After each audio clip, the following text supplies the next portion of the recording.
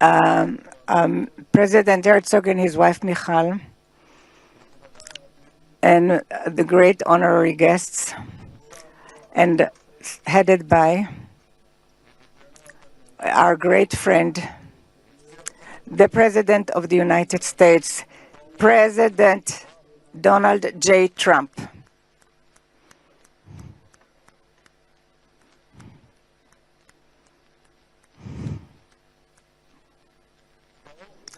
Welcome to Jerusalem, our eternal capital. Welcome to Israel in this moving day, exciting day that will be inscribed in the history, on the annals of Israel. And you too, Mr. President, will be inscribed in the history of our nation. And you are already inscribed in the history of the world. And we remember our friends. We know your part, your important part, and the determined part of the return of the hostages in this day, when we were informed today, an hour ago, that all our live hostages returned back to us. What excitement.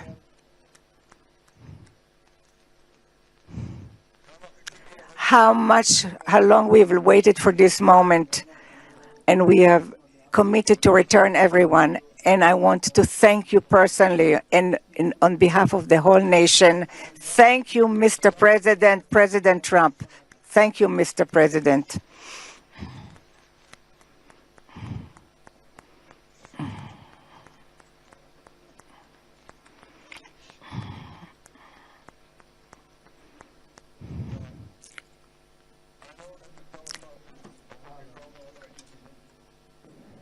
But I'm not sure about the translation. So I'll say words in English. President Trump, the Knesset welcomes you and your distinguished delegation to Jerusalem, our eternal capital. This is your first visit to Israel since you recognize Jerusalem as our capital and moved the embassy here. Thank you, President Trump, for that.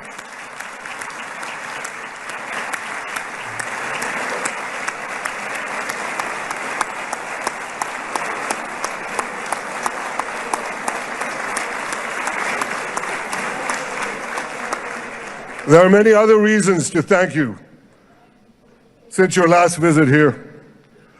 Thank you for recognizing Israeli sovereignty over the Golan Heights.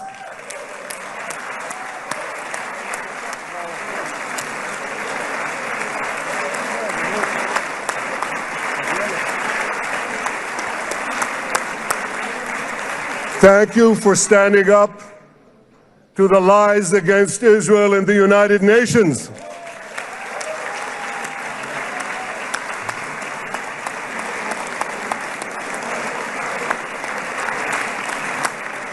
Thank you for recognizing in your 2020 peace plan our rights in Judea and Samaria, the ancestral homeland of the Jewish people.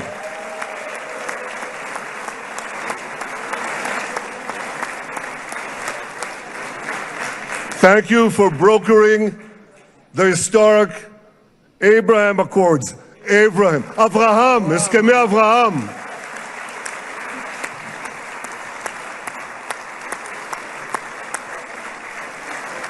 Thank you for withdrawing from the disastrous Iran nuclear deal.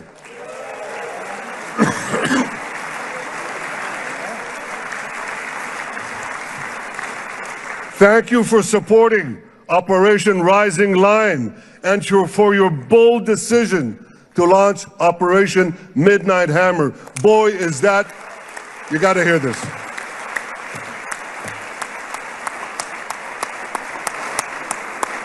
This is the most fitting name ever named for a military operation, because a little after midnight, you really hammered them.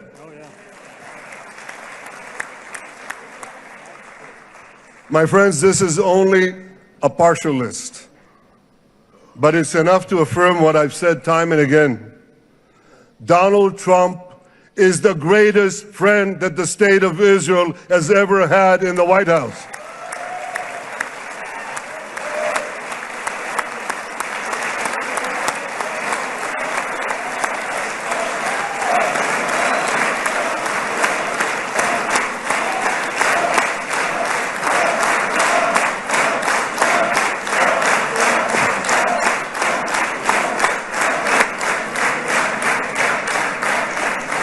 No American president has ever done more for Israel. And as I said in Washington, it ain't even close. It's really not a match. Mr. President, today we welcome you here to thank you for your pivotal leadership in putting forward a proposal that got the backing of almost the entire world. A proposal that brings all our hostages home.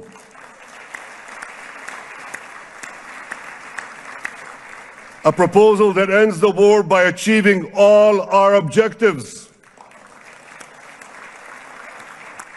A proposal that opens the door to an historic expansion of peace in our region and beyond our region. Mr. President, you are committed to this peace. I am committed to this peace. And together, Mr. President, we will achieve this peace.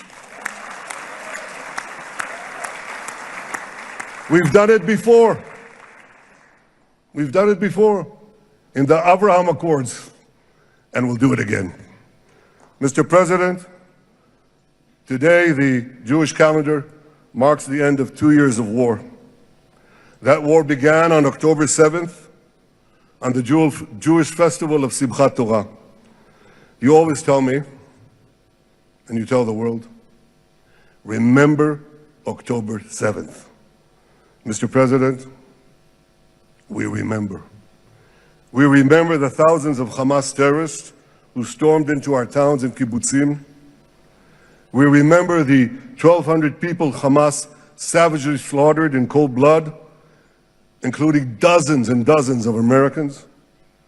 We remember entire families burnt alive as they embraced each other. We remember the beautiful young Israelis brutally gunned down at the Nova Music Festival. We remember the hundreds of our citizens who were dragged into the dungeons of Gaza, including 12 Americans, men and women, young and old, babies and elderly Holocaust survivors. My friends, Mr. President, Donald, these monsters take babies as hostages. In response to this barbaric attack on October 7th, Israel did what it had to do. With indomitable courage, we set out to defend our people, to defeat our enemies, and to release our hostages. Our heroic soldiers fought like lions. They fought on the front lines of civilization and barbarism. Israel achieved amazing victories over Hamas and the entire Iran terror axis. Sinwar, Dev, Hania, Nasrallah, Assad, they're all gone.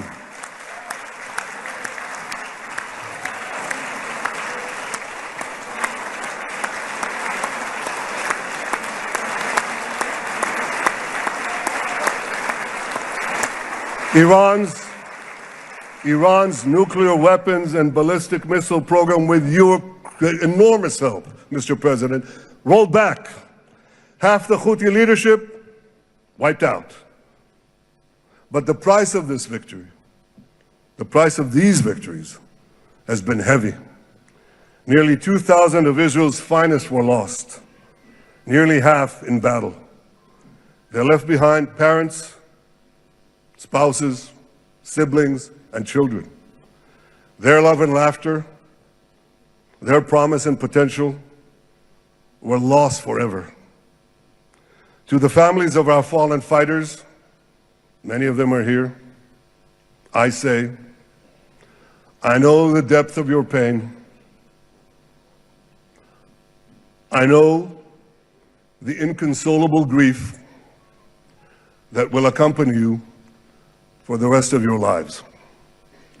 The State of Israel bows its head in eternal gratitude to our fallen heroes. Because of these heroes, our nation will survive.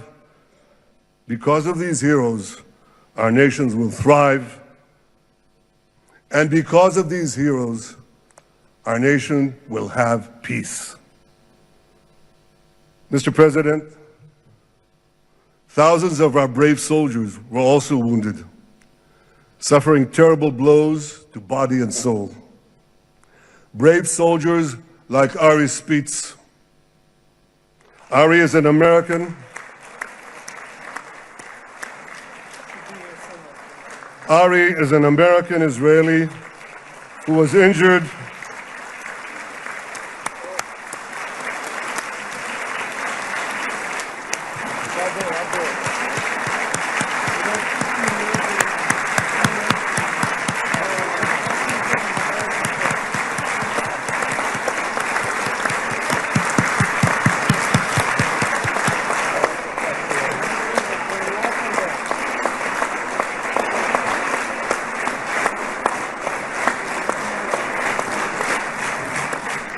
Ari is an American Israeli who was injured in Gaza while searching for Hamas terrorists and weapons. Two of Ari's comrades were killed in this action, and 10 were injured. Ari was presumed dead, but made a miraculous recovery despite losing 3 limbs. Ari, stand up for a minute alone. Stand up. There you go. There. Ari, you are the spirit of Joshua. You are the spirit of David. You are the spirit of the Maccabees. You are the spirit of Israel. I salute you. We all salute you.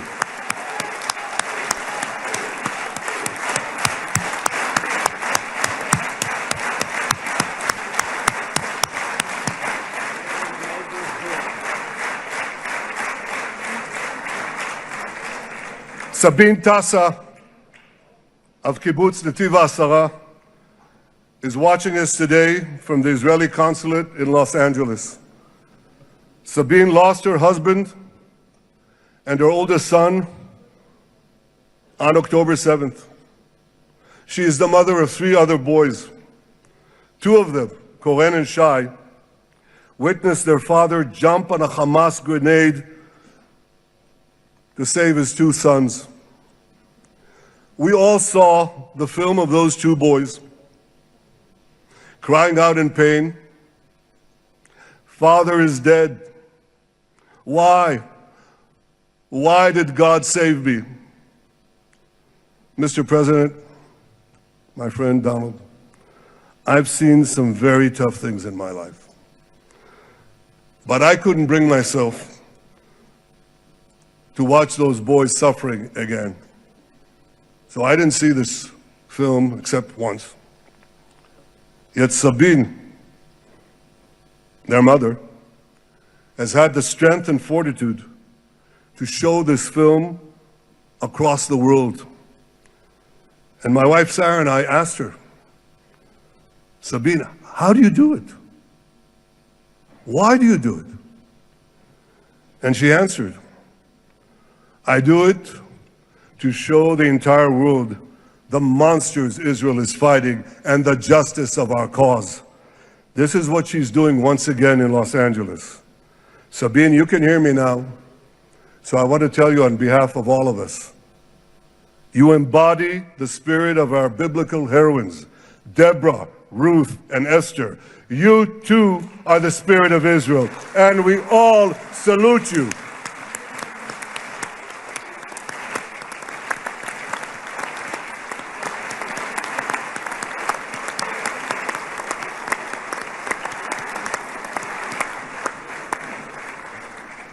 Mr. President, you asked me on our many conversations during the 12-day war with Iran, you asked me, how are the people holding up? And I said to you, our people are strong. Israelis are a nation of lions with unlimited resolve to defend our country and secure our future. The people give strength to our soldiers, and the people give strength to me and to my colleagues. The Jewish people have risen from the ashes time and again, but when we formed the State of Israel and the Army of Israel, we pledged never again would be defenseless against our enemies. And that resolute strength not only assures our survival, it assures our future, it assures peace. We have paid a high price for this war, but our enemies now understand just how powerful and just how determined Israel is. They understand that attacking Israel on October 7th was a catastrophic mistake. They understand that Israel is strong and that Israel is here to stay. And this, Mr. President, is the indispensable foundation of peace. Peace through strength. Ladies and gentlemen, this is a momentous day, a day of great joy as the remaining hostages come home. My wife Sarah and I have met with the hostage families many times. There were no words to describe their agony, only tears of bottomless sorrow and unimaginable pain. At the beginning of the war, I promised to bring all the hostages home. Today, with the indispensable help, the determined and focused help, the unremitting help of President Trump and his team, and with the incredible sacrifice and courage of the soldiers of Israel, we are fulfilling that promise.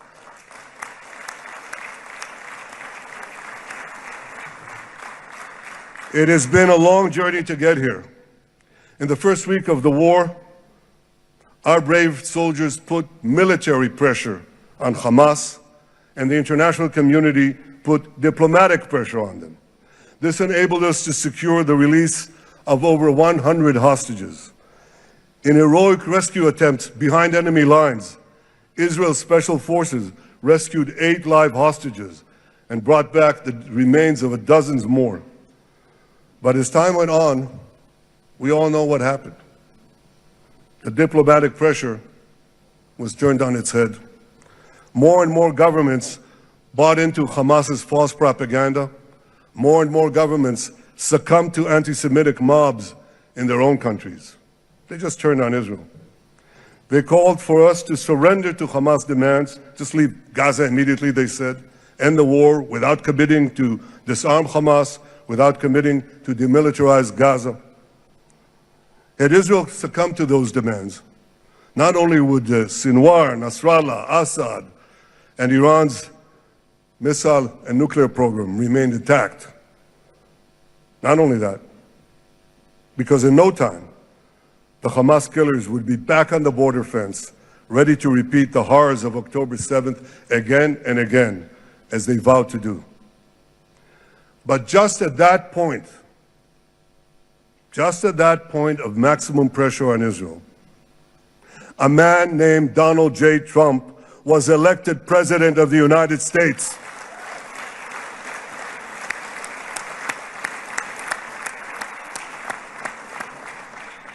And ladies and gentlemen, overnight, everything changed. Everything. We felt it right here. Mr. President, thanks to your unequivocal backing of Israel, we secured a second hostage deal within weeks of your election. And in the months that followed, we worked closely together to forge a path to bring the remaining hostages home and end the war.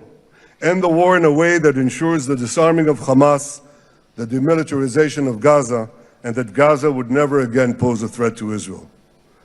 2 months ago, you fully backed my decision to send the IDF into the last Hamas stronghold in Gaza City.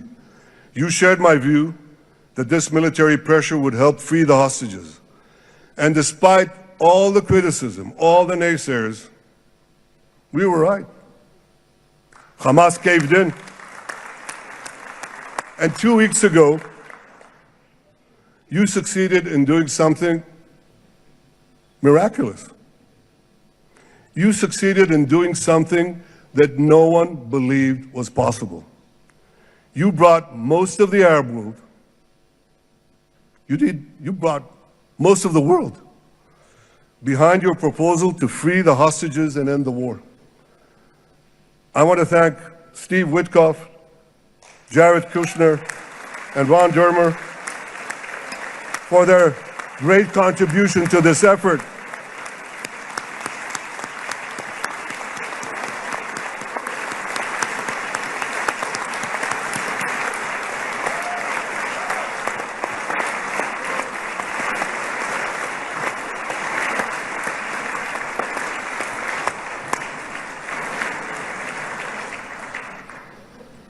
And I want to thank our negotiating team. I believe that the close cooperation between the two of us, between our two nations, combining Israel's military pressure and President Trump's unmatched global leadership. I have to tell you, I've seen a lot of American presidents. I've seen them all in the time that I've been here, and I've been here quite a lot of time. I've never seen anyone move the world so quickly, so decisively, so resolutely as our friend President Donald J. Trump.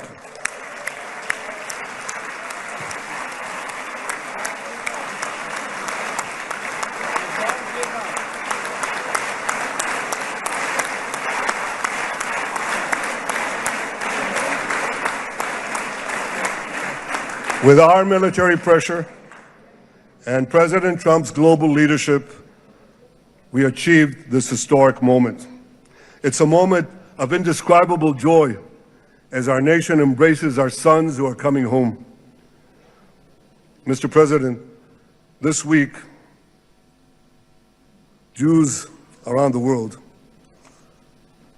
are going to read the book of Ecclesiastes, Kohelet, in the Bible. The Bible has many miraculous moments.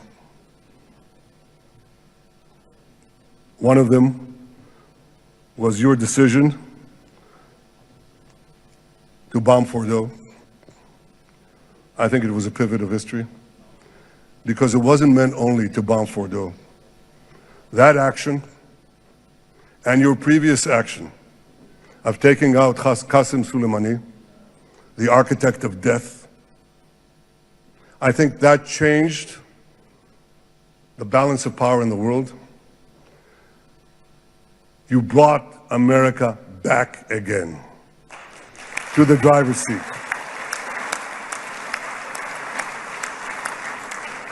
Now, I said that we're going to read this week the book of Ecclesiastes. It's not a book of action. It's a book of meditations, of thought, a perspective on life and on death. And in this book, we read the immortal words of King Solomon. To everything there is a season, and a time for every matter under heaven. Et milchama ve'et shalom. A time for peace and a time for war. The last 2 years have been a time of war. The coming years will hopefully be a time for peace.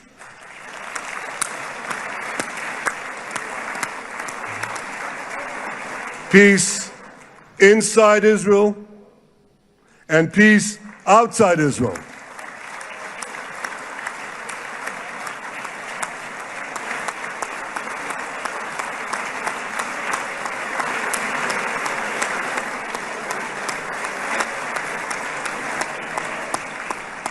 I look forward to continuing marching with you on the path we paved together with the Abraham Accords.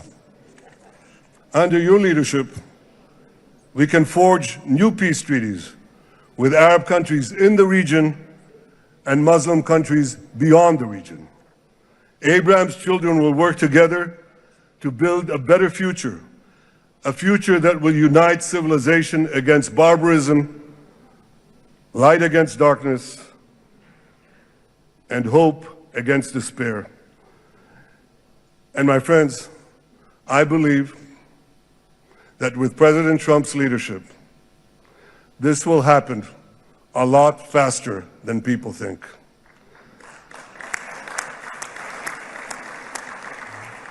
As Prime Minister of Israel, I extend my hand to hold those who seek peace with us. No one wants peace more than the people of Israel. Israel will always remain vigilant in defending itself, and Israel will always remain full of hope. Hope is our national anthem. Hope is our creed. Hope is our strength. It is time, my friends, to realize that hope and expand the circle of peace. Mr. President, thank you for all you have done for us. I have submitted your nomination to be the first non-Israeli recipient of the Israel Prize, Israel's highest award. As to that other prize, just a question of time, you'll get it. But I want you to get the Israel Prize, our highest award, to our greatest friend.